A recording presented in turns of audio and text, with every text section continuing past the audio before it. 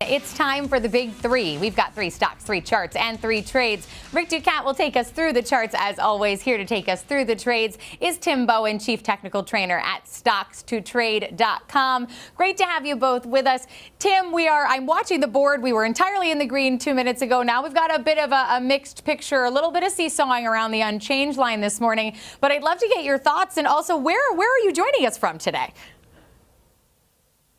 Actually, Northern Michigan, Boyne Resorts, got some ski activity behind us, but yeah, so beautiful. We're supposed to get almost like a foot of snow, so should be good on the slopes. But back to the markets, the biggest sectors that I'm the most bullish, kind of a lot of these are those repeat themes, et cetera. But if you recall 2 weeks ago, I talked about that drill baby drill energy boom. And gave out ExxonMobil as an idea. Now, it was kind of crazy how the chart kind of predicted the Venezuela situation. That happened, I was on Friday. That happened over the weekend. Saw a lot of these oil and gas and energy plays pop off. And then, we also had that news of, Trump's talking about making the AI companies pay for the energy expansion, which I agree. Like, that's a huge thing. And then I just really still love all of these military, aerospace, a lot of the stuff that Anduril is doing, Palantir is doing, big Palmer Luckey fan. You look at the Delta Force raid, well done, Delta Force. It sounds like they had a lot of these like heads up, like advanced technology, drones, etc. And then the last sector that I'm most bullish about is all of these things around the SpaceX IPO, and space exploration, nuclear reactors in space, AI data centers in space. And one of the things that makes me most excited is, I grew up in the 70s and 80s, and, we were always supposed to have moon bases and flying cars by the year 2000. That never happened. I thought that I was going to fall into that quote that, I thought I was going to be one of the middle children of history, born too late to explore the earth and born too early to explore the stars, but looks like that's going to change. We've got that second space race, and obviously I've got Rocket Labs as an idea. But going back to your previous guest, he was awesome. I mean, there's just so much to be bullish about right now that doesn't mean be irrational. That doesn't mean just throw money at anything. But I think that going into the midterms, 2026, we could look back as one of the biggest, most bullish markets in my 22 years of trading. All right, that's quite a setup you just laid out for us, Tim. Incredible overview there. So let's jump into your first one here. Intel has arguably had a really good start to the year. I think they're up like close to 30% just in 2026, under a little bit of pressure today, but so is part of the market right now. Walk us through this pick. Yeah, so this was an idea that I shared, on the Big Three last fall, when the U.S. government took a stake. I'm very open about how much I love the idea of onshoring, bringing manufacturing back to the U.S. I grew up in the Midwest. I grew up in Michigan. I saw the exodus of the auto industry. Should have never left. And one of the biggest things that had bugged me for years is all of this discussion of, these semiconductors can't be built in the U.S. And I was always like, they can't, or they don't want to. And when, via the U.S. government took that stake in Intel, loved the stock back then. You could pretty much see on the chart when that happened. And, I think that this story is just going to continue to play out. Nothing has really happened yet. It's not like they're doing a ton in the U.S. yet. But love the chart, love the idea, and just a long-term American company bringing jobs and manufacturing back to the U.S. in semiconductors. All right, Rick. So as we look at the tech, which we need for everything. Yes, we certainly do, and that case keeps getting made every time we get more earnings here. But as we look at the technical setup here for Intel, do you love the chart? I see we've got an upward sloping channel, but we do have some movement, some volatile movement in that channel. Certainly a strong push to the upside here. Already very strong, even after the government announced its stake in Intel. Obviously, this is the point where that happened here. Up like 90-some% since that point here. So perhaps a bit of a cool off during these past couple sessions here, but remaining above many important prior resistance areas that now stand out as support.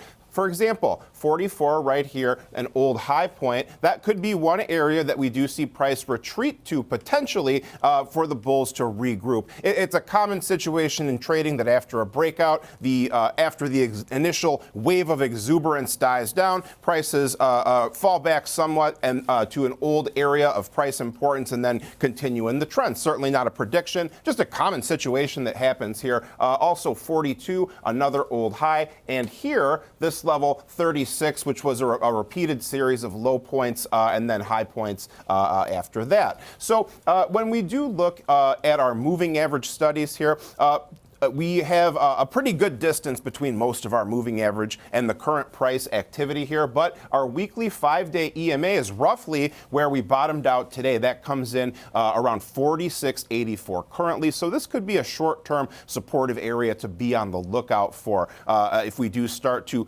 fall below this level, it could be a sign of a potential shorter-term trend shift here, but the shorter term, the moving average, the less reliable it is and the more prone it is to fake out, so everything must be taken with a grain of salt in this situation here. So now we can see a bit of a slowdown in momentum as well for our RSI study. We can see that we have fallen out of the overbought area and broken through our green trend line here, but not really a big collapse or anything yet, not really making new relative lows on the RSI either. So a bit of a question mark at this point. Will the bulls regroup and move further higher, or is this, perhaps the start of a bit of a consolidative phase or downturn? Not really a whole lot of significant volume. I guess the tiny little pocket right here is as best you can do close to current prices, near 48, but the standout levels are here and here, which are roughly 40 and 36, 37, around those general points. Notice as well, very heavy volume recently. Volume spikes above the 50-day average stand out at these elevated levels. It shows conviction.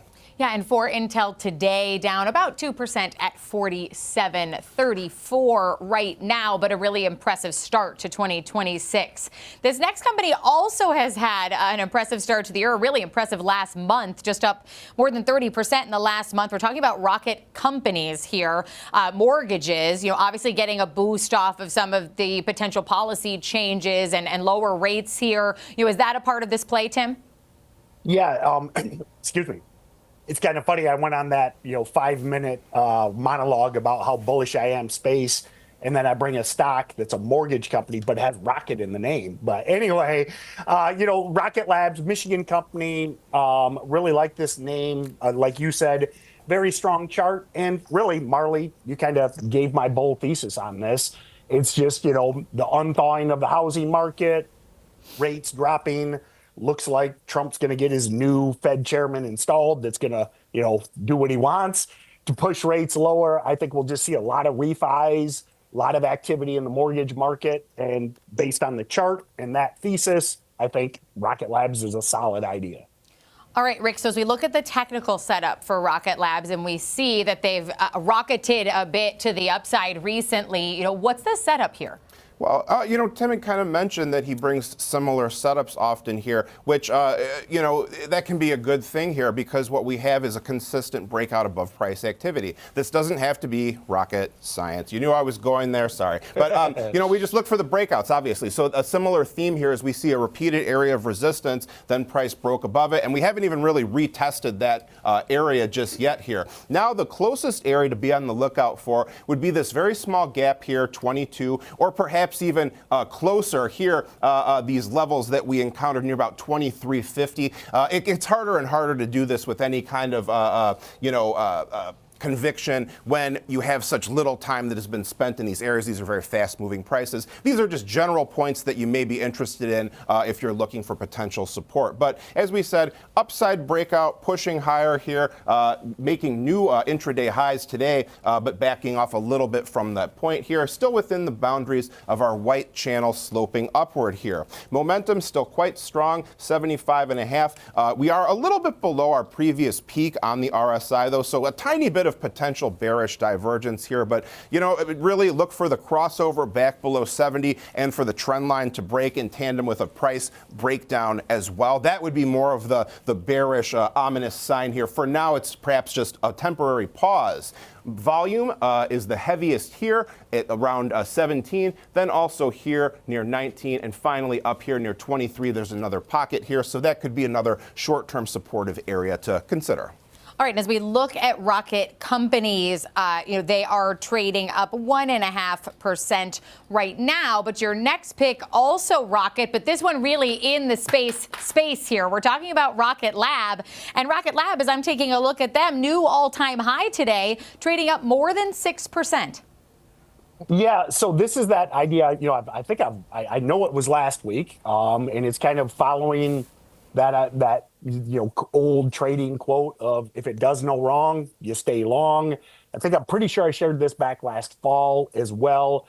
And what I really like about it, I liked it back then just as kind of one of those, companies that is actually doing things in the space sector. There's a lot of hype around that right now. But then you add in the SpaceX IPO, and as soon as the SpaceX IPO was announced, a month or so ago, I just had countless people like, how do I get in? How do I get in? And what I recommended back then was to use Rocket Labs as a proxy until SpaceX goes public. And it's basically that chart is following the space hype and the SpaceX IPO. So just again, as I mentioned, excuse me, if it does no wrong, you stay long. And until this chart pulls back hard, I would just continue to ride that momentum into the IPO. We could probably go so far as to say this one's skyrocketing. Sorry, the puns are writing themselves. You did this to us, to me and Rick today. Now, Rick, as we look at the chart here and the technical setup, obviously another significant move to the upside here. But what is it showing us as potential movements going forward?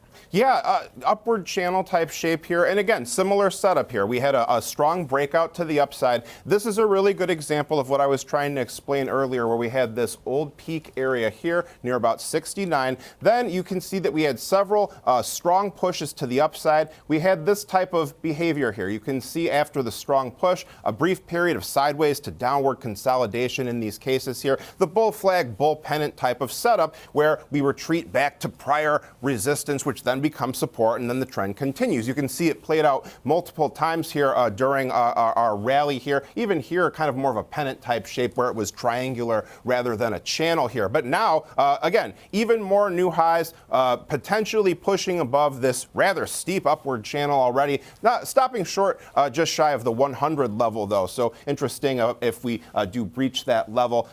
We don't just arbitrarily assign importance to big round numbers, but oftentimes they do represent psychological barriers or opportunities for traders here.